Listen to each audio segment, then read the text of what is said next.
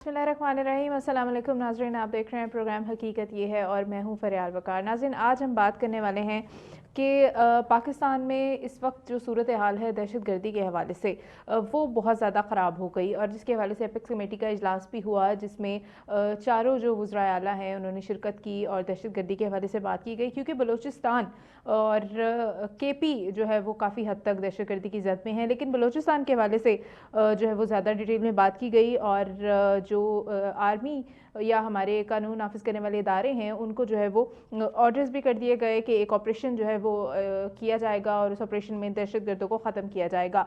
इस पे हम तफसील में बात करेंगे। दूसरी बात हमने करनी है कि जो अमेरिकन इलेक्शंस हैं वो किस तरह से असरअंदाज होने जा रहे हैं, क्योंकि जो उनके नताइज आए हैं उन नताइज के जो है वो अगर हम देखें पेश नज़र, तो डोनाल्ड ट्रंप क्योंकि आने वाले सदर हैं और डोनाल्ड ट्रंप ने अपनी जो काबीना जो है वो तश्कील देनी शुरू कर दी है। इस काबीना में कौन कौन लोग हैं और उन लोगों के बारे में क्या क्या बातें की जा रही हैं। कहा यह जा रहा है कि ये लोग जो हैं वो हिंदू नवाज हैं या यहूदी नवाज हैं, तो ये लोग जो हैं वो किस तरह से पाकिस्तान के लिए क्या नेगेटिविटी में कोई असरअंदाज हो सकेंगे, इस पर हम डिटेल में बात करेंगे।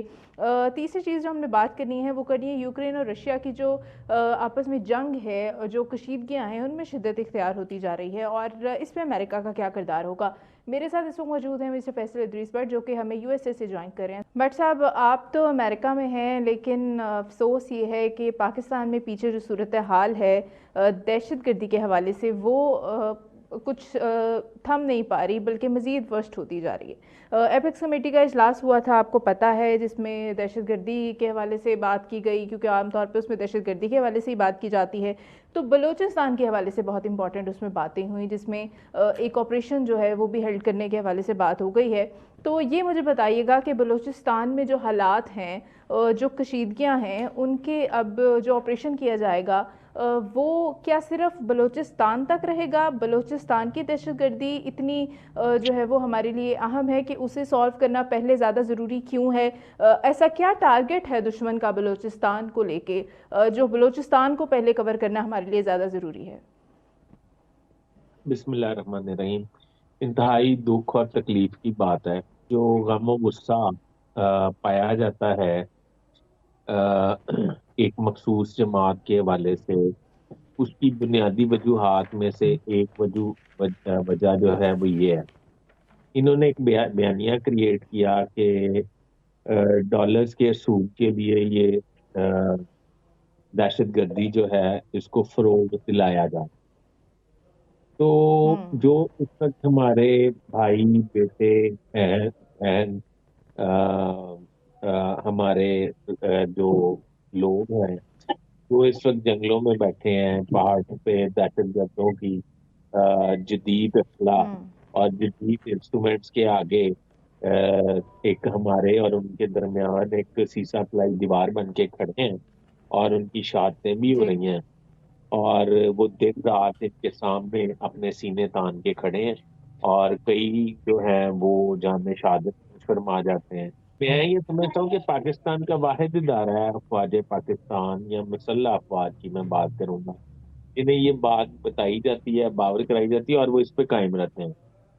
महकमा पुलिस की अगर आप बात करें, let's suppose law and order उन्होंने नाफिज करना है, तो उन्हें ये हम्म। वो हर बात पे कोई ना कोई अचीवमेंट चाहते हैं। यानी कि अगर कोई बड़ा अच्छा। डाकू मार दिया है तो वो समझेंगे उनकी तरक्की हो जानी चाहिए आउट ऑफ 10। अगर उन्होंने हम्म। कोई गैंग पकड़ लिया है तो वो समझेंगे कि उन्हें इस पे एप्रिसिएशन लेटर मिलना चाहिए। तो वो तो बिल्कुल। बेनिफिट के इदारे काम करते हैं। एफआईए का भी इस तरह ही है, मतलब सबका इस तरह ही है।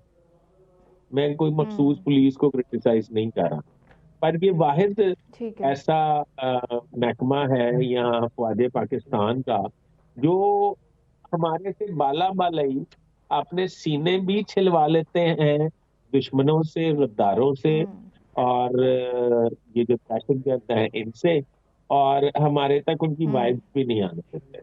अभी जो हालात इस वक्त बिल्कुल। खैबर पख्तूनख्वा में है वो पता क्या है? आप तो वो क्या? बलूचिस्तान की बात कर रही है ना।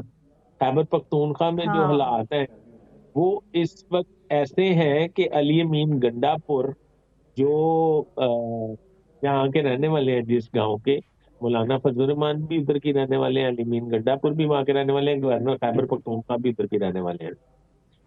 तो हम्म। ये जो डेरा इस्माइल खान में के गांव है, तो ये जो गांव है, इनमें 2 माह से अलीमीन गड्डापुर अपने गांव नहीं जा सके, पहले ये समझ लें। अ- और इन्होंने अच्छा। मुल्क को एक कैतुल रिजात में मुंतकिल करने के लिए हर वक्त एहतजाज, जलाओ गिराओ और मारो भागो तोड़ो, ये हर वक्त इस पूरे मुल्क में ये करना चाहते हैं जो खैबर पख्तूनख्वा में इनके साथ हो रहा है। अगर ये इस जोगे होते तो बिल्कुल। वहां पे लाइन ऑर्डर कोई ठीक कर लेते। यहाँ पे कोट करना चाहूँगी, आर्मी चीफ ने खिताब किया और उन्होंने बहुत जो है वो वाज़े तौर पे कहा कि जो भी पाकिस्तान की सिक्योरिटी में रुकावट बनेगा या हमें काम करने से रोकेगा उसको नताइज भुगतने होंगे। हम सबको मिलकर दहशतगर्दी से जो है वो जान छुड़वानी है। उन्होंने कहा कि इसमें इस जंग में सब सिपाही हैं, चाहे यूनिफॉर्म वाले हों चाहे यूनिफॉर्म के बगैर हों। और तीसरी चीज़ जो मेरे लिए बड़ी इंपॉर्टेंट है, जो आपसे मैं पूछना चाहूँगी, उन्होंने कहा कि गवर्नेंस की जो है वो वीकनेस या गवर्नेंस की कमी की वजह से हमें जो है वो अपनी जो है वो लोगों की इस तरह से जो है वो जानों के नजराने बहुत ज़्यादा देने पड़े। फौज जो है वो दहशतगर्दों के खिलाफ ऑपरेशन कर रही है। अब मैंने सुना है कि ये तालिबान और बीएलए जो है वो इकट्ठे हो गए हैं। अगर ये इकट्ठे हो गए हैं हाँ और जी। पाकिस्तान को टारगेट कर रहे हैं, तो इनको इस्तेमाल कौन कर रहा है? पाकिस्तान को थोड़ा सा इंटरनेशनल लॉबिंग की जरूरत है कि मुल्क में जो हमारे दहशतगर्दी हो रही है, ये इंडिया को आप हमारे साथ बिठा दें और उनसे कहें कि अगर दहशतगर्दी करनी है, लड़ना है, तो फिर खुल के लड़ लें। खुल के वो लड़ते नहीं है, वो पीठ पीछे बिल्कुल वार करते हैं। है। एक ब्रेक के बाद वेलकम बैक नाजरीन। और व्हाट्सअप से हम जानना चाहेंगे, व्हाट्सअप बीएलए के ख़िलाफ़ जो है वो हमारी जो अफवाज हैं या हमारे जो कानून नाफिज करने वाले इदारे हैं वो काम करेंगे। और सी पैक जो है वो दुश्मन की जो है वो अवलीन एक टारगेट है, ये समझा जा रहा है। आप क्या समझते हैं इस हवाले से? मैं ये समझता हूँ कि आपकी बात 100% दुरुस्त है। सी पैक को टारगेट किया जा रहा है। अब आप ये देखें कि जो इस वक्त हालात हैं, जो इस वक्त मामला चल रहे हैं, उसमें भारत बिल्कुल। अफगानिस्तान के जरिए पाकिस्तान को टारगेट करता है। इस बात का हमारी इंटेलिजेंस एजेंसीज के पास सबूत भी मौजूद हैं और खबरें इतलात भी मौजूद हैं। मैं ये समझता हूँ कि किसी भी सूरत हमें इस पे अभी इस वक्त शदीद जरूरत है डोनाल्ड ट्रंप इंतजामिया को मुज़ाकरात की टेबल पे लाने की और उनसे ये बात करने की कि इंडिया जो है उनके साथ हमें मुज़ाकरात करने चाहिए। मैं मियां नवाज शरीफ की बिल्कुल। पॉलिसी से मुत्तफिक था जब वो कहते थे कि हमसाये के साथ आपकी मतलब अच्छे मरासम होने चाहिए। एक तो दहशतगर्दी जो है जी। वो उसका अंतर खत्म हो जाता है और दूसरा ये है कि आपकी इंपोर्ट एक्सपोर्ट जो है वो अच्छी हो जाती है। अपने मतलब आपके महंगाई जो है उस पर काबू पाने का बेहतरीन तरीका, उनके पास जो वापस चीज है वो हमें दे देंगे, हमारे पास जो है उन्हें दे देंगे। इसमें आपको कैरेज आपका बिल्कुल। बचेगा, इसमें कार्गो बचेगा, काफी चीजें बचेंगी, बॉर्डर टू बॉर्डर ट्रांसपोर्ट हो जाएंगी। हम्म। दूसरी मैं ये हम्म। कहना चाहता हूँ कि सी पैक के हवाले से जो इस वक्त दहशत गर्दों के पास असला है और जो दूरबीनें या इंस्ट्रूमेंट्स हैं जिसके जरिए वो अ, हमलावर होते हैं पाकिस्तान की अवाम पे या पाकिस्तान की अफवाज पे, ये पता करने की जरूरत है कि उनके पास असला ये कौन फराहम कर रहा है। मतलब उसको हमें उजागर हाँ करना जी। चाहिए और सामने लाना चाहिए इस बात को कि ये फलां मुल्क जो है वो दहशतगर्दी में मुलविस है, यानी कि मुल्क तो इंडिया ही है। हम्म। तो अभी तक हम्म। तो मेरी समझ में यही आया है कि हमें इस वक्त पीटीआई मुज़ाकरात एहतजाज होगा कि नहीं होगा, इन चीजों से निकल के हमें अब इस इंटरनेशनल फोरम पे बात करनी चाहिए। यानी कि बट साहब, अमेरिका को जो इंसानी हकूक जो है वो पामाल होते दिखाई दे रहे हैं पाकिस्तान में, वो सिर्फ पाकिस्तान की सियासत में होते दिखाई दे रहे हैं। ये दहशत गर्दी और जो पूरी दुनिया में जो जंगी कैफियत चल रही है उसको हम आगे डिटेल में बात करेंगे। लेकिन मैं ये जानना चाहूँगी कि अमेरिका के नज़दीक क्या ये बलूचिस्तान की सूरत हाल, केपी की दहशत गर्दी, ये सारे मामला इंसानी हकूक के ज़िम्मे में नहीं आते? इतने आला जो असलहा प्रोवाइड कर रहा है ऐसे लोगों को, उसके बारे में कोई क्यों नहीं जो है वो पता कराने की कोशिश करता? अच्छा, दूसरी बात यह है कि अमेरिकन को जो है, कहते हैं, हमारे एक दोस्त है, वो कहते हैं अगर आपको कोई मसला है ना, तो जी। मैं समझ के आपको खामोश हो जाना चाहिए। उनका मौक मेरे से इख्तलाफ है। वो कहते हैं आपको कोई मसला है तो आपको घर की छत पे हम्म। जाके शोर मचाना चाहिए कि ये मुझे मसला है, कोई हल कर सकता है मेरा मसला।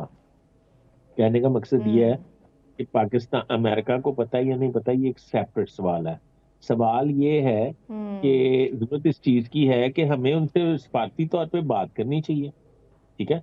अब अगली हम्म। बात ये है कि इस वक्त एक्सपेक्टेड प्रेसिडेंट ट्रम्प जो एक्सपेक्टेड कैबिनेट शैडो तश्कील दे रहे हैं, उसमें हाँ। सीधा सीधा भारत नवाज काबीना का हुजम जो है वो काफी ज्यादा है। फिर और ये भी कहा डायरेक्टर जा जो, रहा है कि उसमें वो यहूदी अफ़ज़ा भी हैं, बहुत ज़्यादा कैबिनेट में लोग यहूदी और भारत। तो डोनाल्ड ट्रंप की कैबिनेट जो है वो इस तरह की जो बन रही है, तो उसके क्या असरात होंगे? देखें, वही मैं आपको कर रहा हूँ।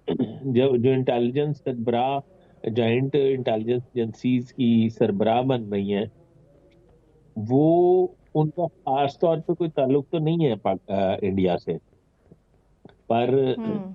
वो इंटेलिजेंस एजेंसीज में सर्व कर चुकी हैं। वो अच्छा। मोदी, ये वो खातून है जिसने, मोदी ने जब गुजरात में 2000 मुसलमानों का कत्लेआम करवाया था, तो इसने कंडेम हम्म। किया था इस बात को कि मुसलमानों ने कोई ज्यादती की है, क्योंकि मोदी ने ज्यादती नहीं की। हम्म। नंबर एक। अच्छा। दूसरी दफा अच्छा। इसने अमेरिकन हुकूमत को कंडेम किया था, डेमोक्रेट्स की उस वक्त हुकूमत थी। उन्होंने मोदी ने 2000 ईसाई जो हैं, उनके वजीर दाखिला उमित थे, उमित कुमार या उमित शाह, जो भी है मेरे का वजीर दाखिला, इन्होंने हम्म। अ, इन्होंने ये किया, उमित ने, बाई फोर्स, पुलिस फोर्स के जरिए 2000 ईसाई खानदानों को हिंदू धर्म में मुंतकिल करा दिया। तो ये बात अच्छा। जब बाहर निकली तो उस पे अमेरिका ने, यूएन ने बड़ा एहतजाज किया। कांग्रेस में, कांग्रेस की हुकूमत थी, मनमोहन सिंह की हुकूमत थी, मनमोहन सिंह प्राइम मिनिस्टर थे। प्रेसिडेंट इंडिया, हम्म। यूएस ने मनमोहन सिंह को फोन करके भी कहा, यूएन के सेक्रेटरी जनरल ने भी फोन करके गिला शिकवा किया, पर वो वजीर आला हम्म। मोदी के आगे बेबस थे। मोदी का ताल्लुक बीजेपी से था। तो उन्होंने ये हम्म। किया कि उस वक्त मोदी के इस इकदाम को कंडेम किया, और कंडेम करके मोदी के खिलाफ एक एफआईआर लॉन्च करवा दी। मैं पहले भी एक दो दफा जिक्र कर चुका हूँ। जी जी जी जी, यूनाइटेड ये वही नेशन के एफआईआर है। करीब, यूनाइटेड नेशन के करीब जो मैनहट्टन पुलिस स्टेशन है, क्योंकि मैनहट्टन पुलिस स्टेशन तो बहुत ज्यादा है, 10 के करीब होंगे, पर जो यूनाइटेड नेशन को कवर हम्म। करता है, उनकी बीट है, तो उसमें उन्होंने मुकदमा दर्ज करवा दिया। और मुकदमा दर्ज करवा हम्म। के उन्होंने, जनाब क्या नाम है उसका, उस पे ये जो खातून, तुलसी नाम है गालिबन इनका, तो इन्होंने ये जी जी। किया कि इन्होंने अपनी पार्लियामेंट में इस हुकूमत के इकदाम को कंडेम किया और मोदी को सपोर्ट हम्म। किया। तो अब आप मुझे हम्म। अंदाजा लगा के बताएं कि रेसिज्म की इंतहा हो जाएगी जब ये अपना वो सरबराह बनेगी जॉइंट इंटेलिजेंस एजेंसीज की। तो मैं समझता हूँ कि पाकिस्तान को इस पे भी लम्हा फिक्रिया होना चाहिए कि पाकिस्तान को इस वक्त सफारती हम्म। तौर पे बहुत ज्यादा ग्रूमिंग की जरूरत है। अभी एक ब्रेक का टाइम है नाज़रीन, उसके बाद दोबारा हाजिर होंगे, हमारे साथ रहिए। तो नाज़रीन, और प्रोग्राम को कंटिन्यू करेंगे। बट साहब, क्योंकि हम बात करें कि अमेरिकी सदर जो अब आने वाले हैं, डोनाल्ड ट्रंप साहब, उन्होंने अपनी तकारीर में मतलब जीतने के बाद जो तकारीर की, उन्होंने कहा कि कोई जंगें नहीं होंगी और ये नहीं होगा, वो नहीं होगा। मुझे लग रहा है कि ये भी वही उसी तरह की तकरीर है जिस तरह की माजरत के साथ हमारे यहाँ होती है। तो शायद वही तकरीर है जिसका शायद हकीकी पॉलिसी से कोई लेना देना नहीं। क्योंकि जो आज की हमने खबर सुनी कि अमेरिकी सेनेट के अंदर जो है वो एक बिल आया जिसमें कहा गया था कि जी आप असला प्रोवाइड करना छोड़ दें उनको, और जो आपके वो हैं उसके फ़लस्तीन के ख़िलाफ़ आपका जो एक चल रहा है पूरा जंगी कैफियत जो आप कर रहे हैं, तो इसराइल को आप जो है वो असला प्रोवाइड करना छोड़ दें, जिसको मुस्तरद कर दिया गया।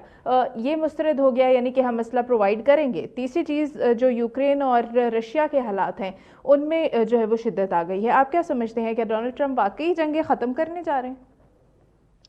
देखिए, डोनाल्ड ट्रंप के बुनियादी तौर पे इलेक्शन जीतने की जो बड़ी वजूहत हैं उनमें से एक वजूहत ये है।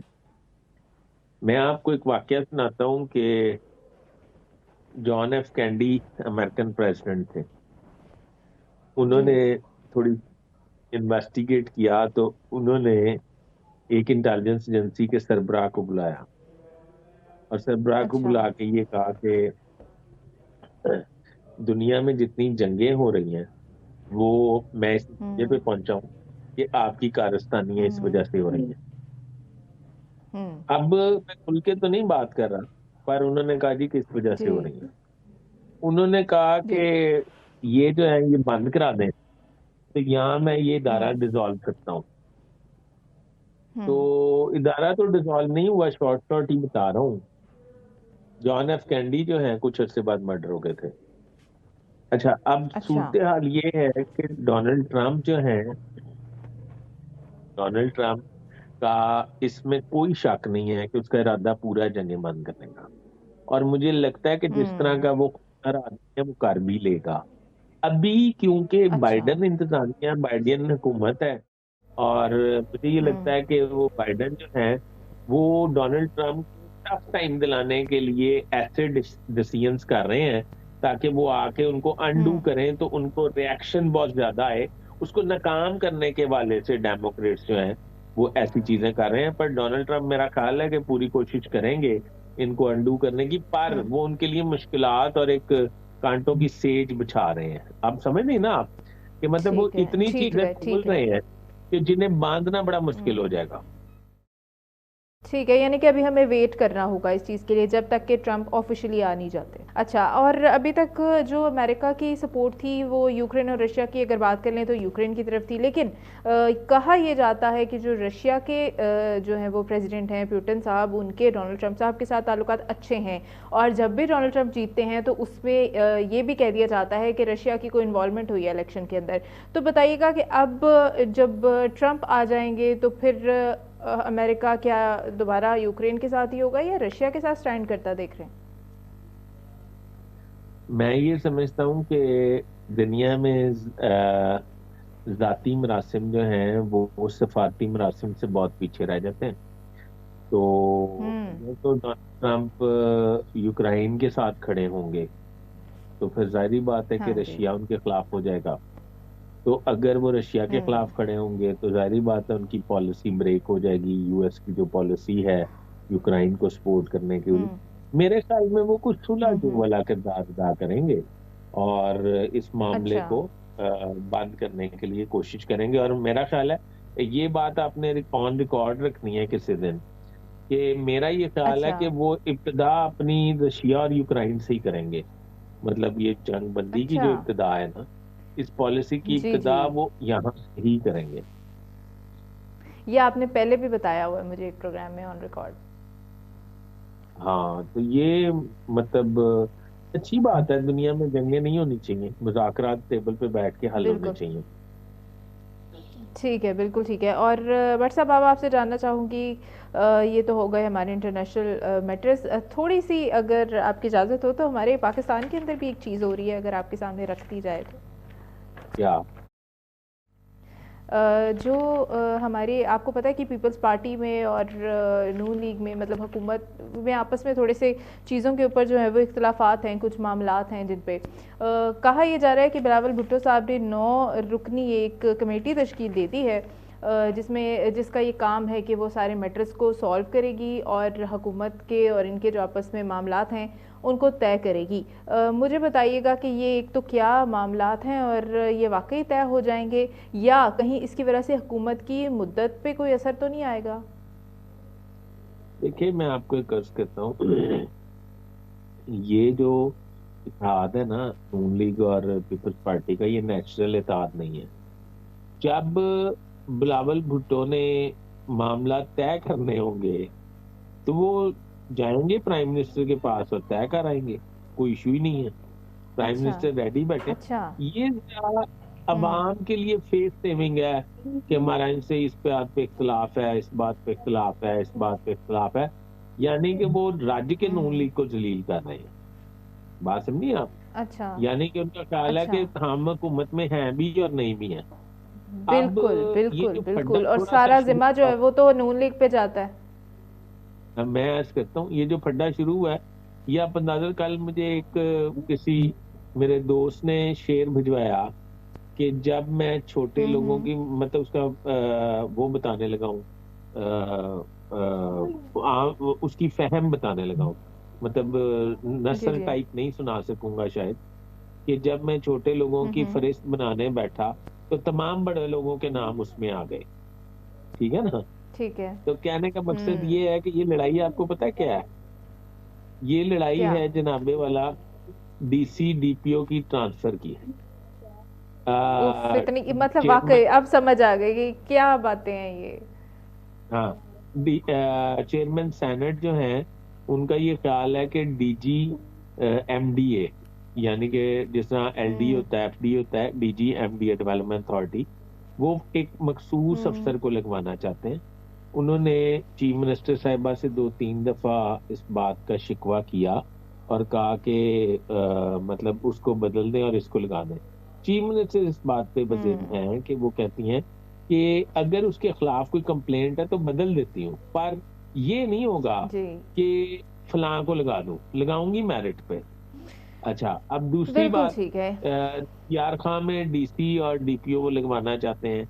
उनका ख्याल है कि जहाँ पे हमारी सीटें हम्म। ज्यादा हैं वहां पे हमारे बंदे लगा दें।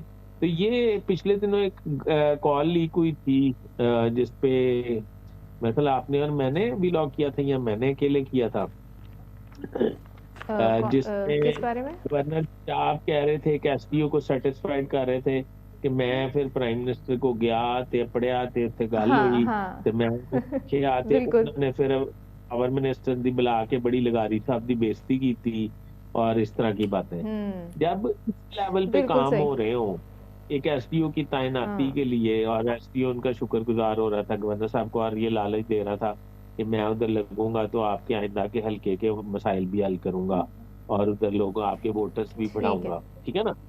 तो मकसद ये है कि जी। हम फंस गए हैं बस इन छोटे लोगों में ना। बहुत शुक्रिया भट्ट साहब, प्रोग्राम का टाइम ख़त्म हो रहा है। बड़ी इंटरेस्टिंग आपने हमें बातें बताई, बहुत बहुत शुक्रिया अदा करना चाहेंगे आपके कीमती वक्त के लिए। नाज़िन से इजाज़त चाहेंगे, अपना बहुत सारा ख्याल रखिएगा। खुदा हाफिज़।